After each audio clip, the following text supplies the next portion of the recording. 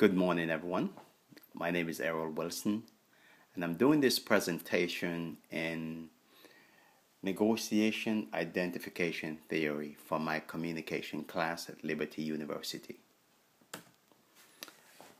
The process of identification negotiation theory consists of four key components, and these components are components of identification theory. These components are personal identities, which helps one to identify their own personal beliefs, their own personal structures within a group or a organization. The other component is social identities, which within a group or culture each form a social identities in order to make the group or organization function. Cultural identities. Cultural identities can be on a much larger scale in a culture, form culture, or even in a culture in an organization. That culture have to form an identity in order to relate to other key players in the organization or the group or the culture. Then there's ethnic identities. Ethnic identities is each component of our own ethnic background, ethnic fields, in order to relate, build relationships within the group. Social identity theory is how we perceive ourselves in terms of groups. Each group form their own little identity, and then they form structures through those identity in order to communicate. This is key essential in communication in a group or organization.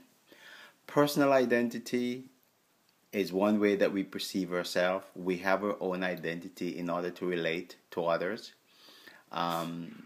We develop such identity as identity to perceive verbal or non-verbal communication, in which we will talk about in the later chapter. Another perspective in which we see ourselves in groups are social identity. Most times, players in a community or actors in their community form social groups in order to identify themselves, build relationships, and get ahead. Social identities consist of role identities. Everybody plays a role in their social group. The other part of social identity is relational identities, in which we relate to the other players or the other actors. Group identities, once individual form their own identity, then we translate that into a group identity, which is very, very important for the function and the success of the community. Identity negotiation theory model. There is a model which I talk about in my paper, that it is a model from start to finish. And the model starts with identity and relationship goals. Once the players get together, each establish an individual identity or individual identities, and they set relationship goals, what they want out of the relationships. Once the individual figure or determines what they want out of the relationship, they transfer that to their partners. Then their partners relate by creating their identities, and what they want out of the relationship is as their identification goals. Individual identity and goal, it translates back to the individual, which create his or her identity and his goals. I must say, as part of the negotiation theory model, that there is a verbal and a non-verbal communication process. Verbal is when the individual in the community or individuals in the community relate to their partners verbally and what their expectations are. Non-verbal communication is actions, body language, unspoken words that the partners can take away from the communication in order to get results. Now, what are the results? The results from the negotiation model, all of these process One would be goals attainment, is achieving your goal from that communication. It's relationship quality. What is the quality of the relationship? Quality of the relationship is based on the kind of communication that you have and what you get from the communication, the goals that are set. And last but not least is well-being and productivity. The better the communications and the better goals that the group or the organization sets, the better the productivity is from that group. The view of identity. There are several views of identities. One of the view of identity is multiple identities. Each person has different identities that overlap or perhaps contradict others. And these overlapping identities are, for example, are religious, age, sex, gender, race, ethnicity, political, professional. All of these identities can overlap each other and sometimes can be contradicting. Fluid identities. Identities are fluid. They kept changing or moving. They are created by communication and thus always changing.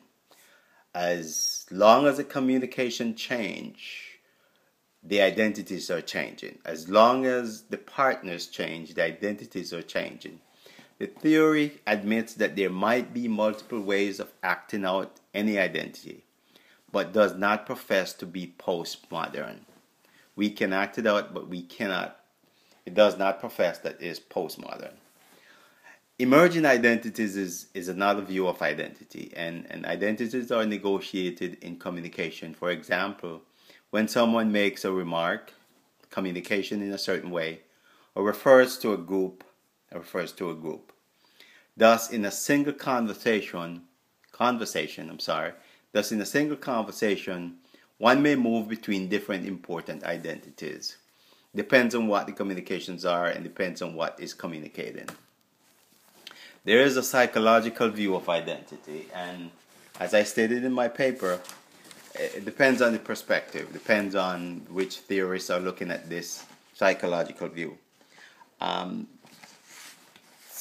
One of the major psychological view of identity is self-verification. People tend to develop an expectancy that comes with self-views of other person. We develop an expectancy, depends on how we view the other person. We expect certain things to happen through the communication. We enable individuals to identify and maintain stable identities.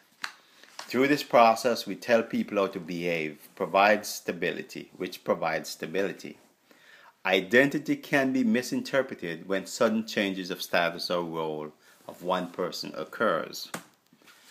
There are different approaches to identity negotiation, and there are multiple notions of identity, internal versus the social aspect.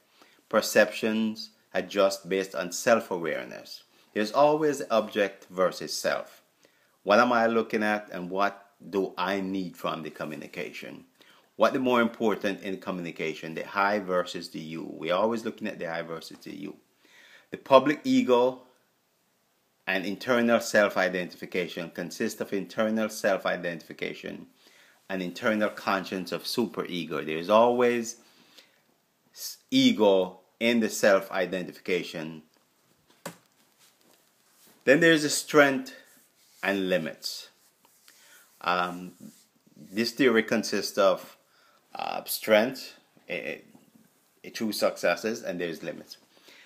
It gives a new, more humanistic view of communication. It gives a new, more humanistic view of communication, creates reality.